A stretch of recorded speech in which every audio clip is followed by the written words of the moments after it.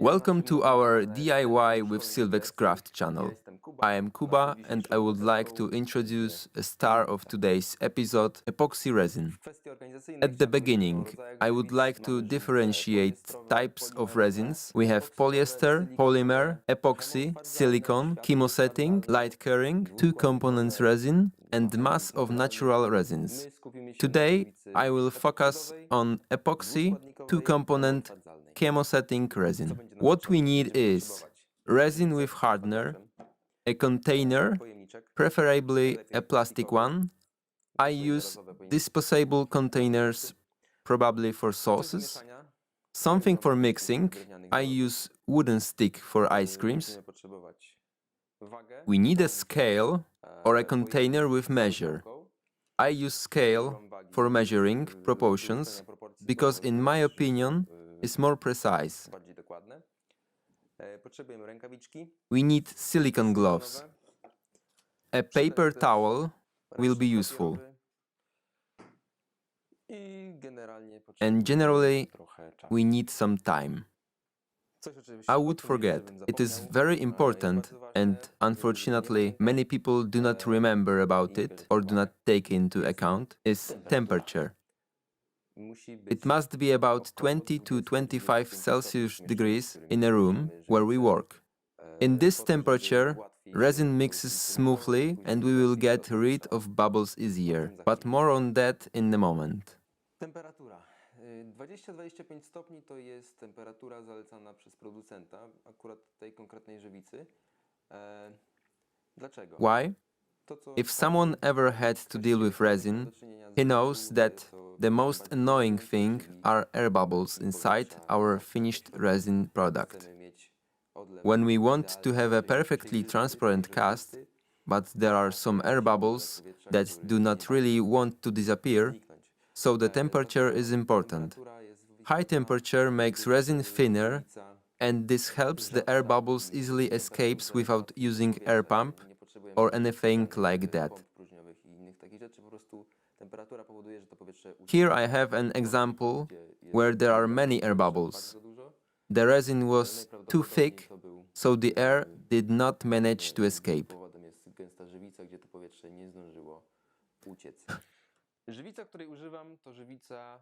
The resin I use is colorless and transparent. You can find resin already colored on the market, but I personally like to play with colors. We have a wide range of pigments for resin. There are, for example, transparent ones.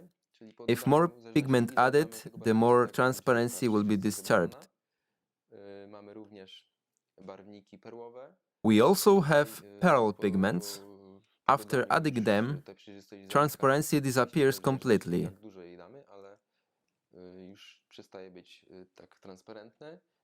Finally, there are fluorescent pigments, which after exposure glow in the dark. This one is blue, and that's the red one. Here we have an example of pearl pigment that is already mixed with the resin. As you can see, is totally opaque.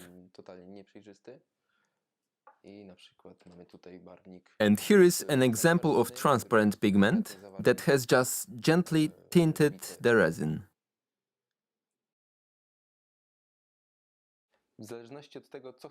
Depending on our expectations, we can use, for example, silicone molds, which are available in various shapes and sizes.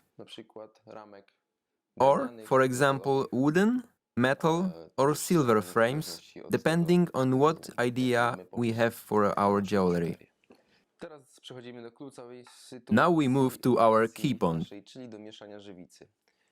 What we are going to need: silicone gloves,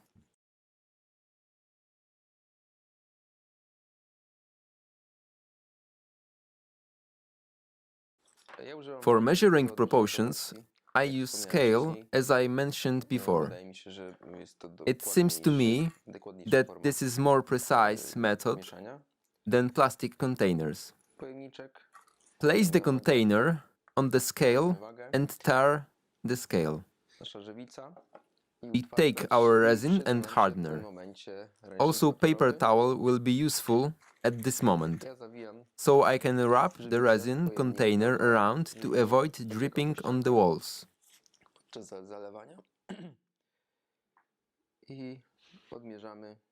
And we measure the amount of resin that we need.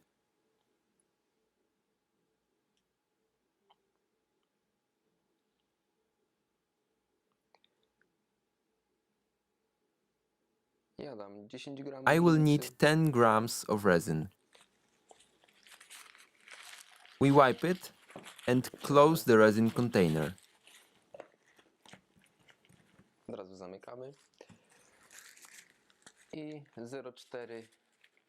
And now we measure the hardener.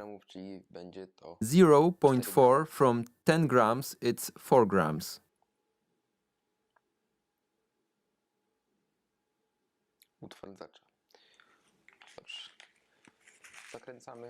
Then we close hardener container and put aside.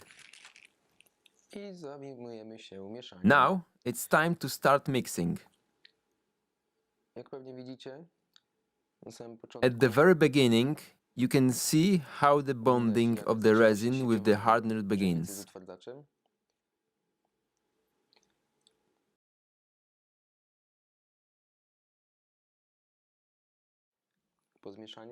After a while of mixing, we will see that it will be perfectly transparent. As you can see, air bubbles appear during mixing, but the room temperature is around 23 degrees, so the bubbles disappear quickly. We must also remember to take the resin off the walls, because unmixed resin will be never cure and will be sticky. If you feel that there is no more resistance of the resin during mixing, you can feel it under your fingers, just that it's easier to mix. Leave the resin for about 15 minutes to let the air bubbles go. Najlepiej podstawić to w jakieś ciepłe miejsce, typu w zimie, na przykład przy kaloryferze, czy bliżej słońca. And after 15 minutes, we stir again. Po 15 minutach znów zamieszamy.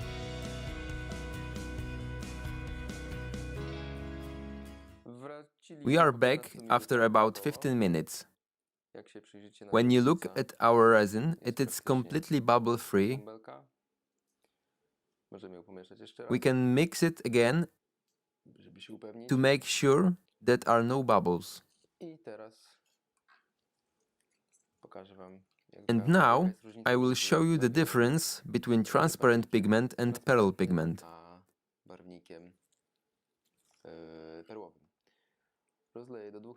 I will pour a little bit of resin into 2 bowls.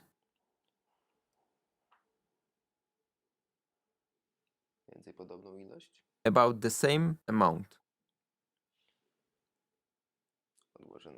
Put it aside, and now we have a transparent pigment, and we have a pearl pigment. Now we need a stirrer, or better 2. Let's start with transparent one.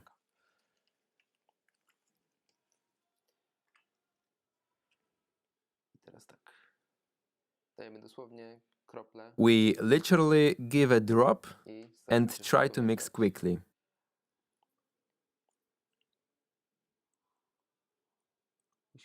We have to mix it well, so the pigment is evenly dissolved. Stir until darker pigment streaks are no longer visible.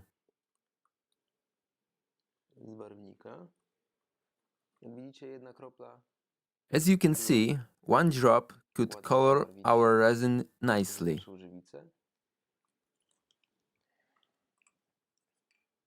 Put it on a side. And now we are going to use pearl pigment.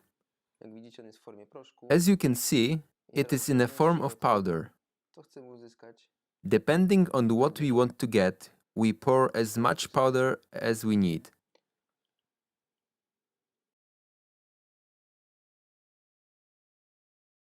So we mix until the powder disappears. Kiedy proszek zniknie.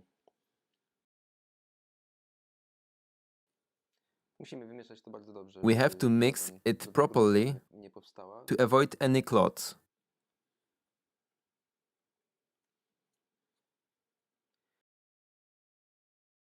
Jeszcze ze ścianek. Collect from the walls and put on the side. I już widać różnicę. And you can already see the difference between the pearl pigment Perłowy and the i transparent one. Jeżeli dodamy If we add more transparent, ten kolor będzie this jeszcze color will mocniejszy, be jeszcze more ciemniejszy intense, i mniej darker przejrzysty. and less transparent. Chciałem jeszcze wspomnieć, I would że like to żywica mention ma that the resin has its czas życia po lifetime zmieszaniu. after mixing. Jest It is to about około 3 4 hours, godzin, gdy and zaczyna after that time, gęstnieć i resin begins to wtedy thicken heavily, już and się then zaczęło it is zalewać difficult to korki pour i it tym bardziej and tworzy get się rid of powietrze. air bubbles. Z moich obserwacji From my możemy observation, zastosować it formę appears po 1,5 that godziny it's the best tylko. pour resin Wtedy after jest nie za about gęsta, 1 nie hour za and szybka half, i najlepiej, because it's not too thick, najlepiej się not odpowietrza too i thin, and it's still easy for air bubbles to go out. Tu mamy formę silikonową. Now we take our silicone form. Taka informacja, że I will add that silicone formę molds are worth keeping musimy clean, utrzymać w czystości, bo wszystko co zalejemy, jeśli because będzie every dust or jakakolwiek any jakiś, other unwanted kawałek pieces after pouring czegokolwiek, will be zostanie reflected później in our zostawione na finished formie resin już, products, już naszym and we gotowym don't produkcie, want that. a tego nie chcemy. Więc teraz So zajmiemy now się let's start zalewaniem. pouring.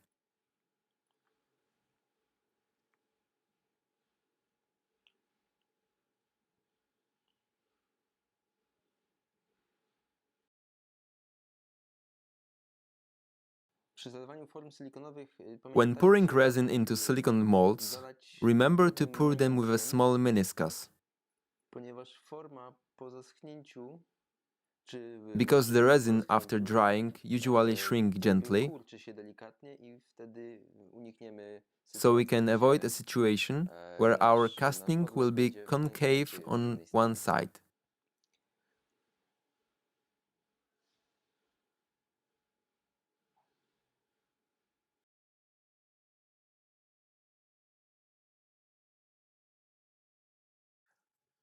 Jeżeli chodzi o barwniki When it perłowe, comes to pearl pigments, te proszkowe, the powder ones, it is dobrze good jest to help them a little, im trochę pomóc, because bo jeżeli if we zostawimy leave them same, alone, they will po merge prostu into one zaleją flat siebie w surface. całość, a So I jeżeli recommend using a toothpick to create some interesting patterns. poprawimy trochę.